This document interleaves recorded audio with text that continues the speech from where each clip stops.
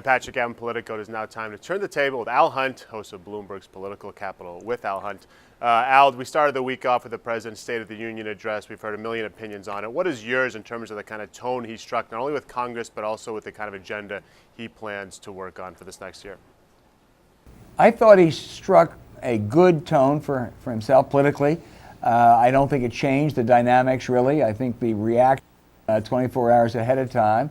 And I think he had scaled back ambitions because he had to. Patrick didn't have any choice. I think he's going to do some of those executive actions. They really aren't going to create a lot of jobs or affect a lot of social change. Maybe a little more important in the environmental area. And he hopes he can get immigration. I think it's still less than 50-50, but not a huge agenda.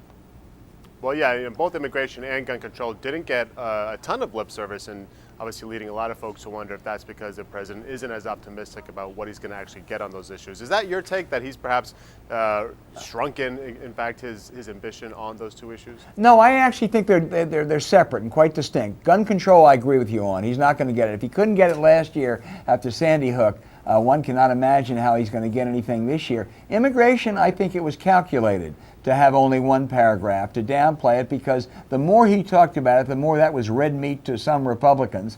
And Boehner really is trying to get something through. And I think Obama wisely calculated that if he really went all out and said, you got to do this, that it would hurt rather than help.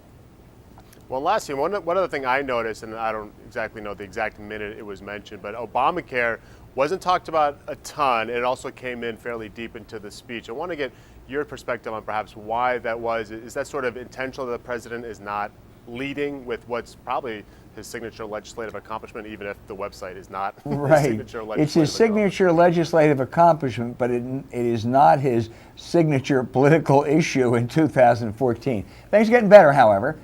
More people are signing up. The website, is working pretty well right now. And I think it may be that by come October, it's not going to be the albatross that it clearly was over the last couple of months.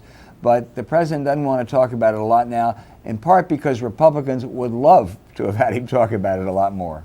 Yeah. All right, Al, tell us about your program this weekend. Patrick, we really have a great lineup, I think. John Podesta, counselor to the president, giving his first television interview since returning to the White House. And then Haley Barbour, the former RNC chair, to give his reaction to the State of the Union and American politics.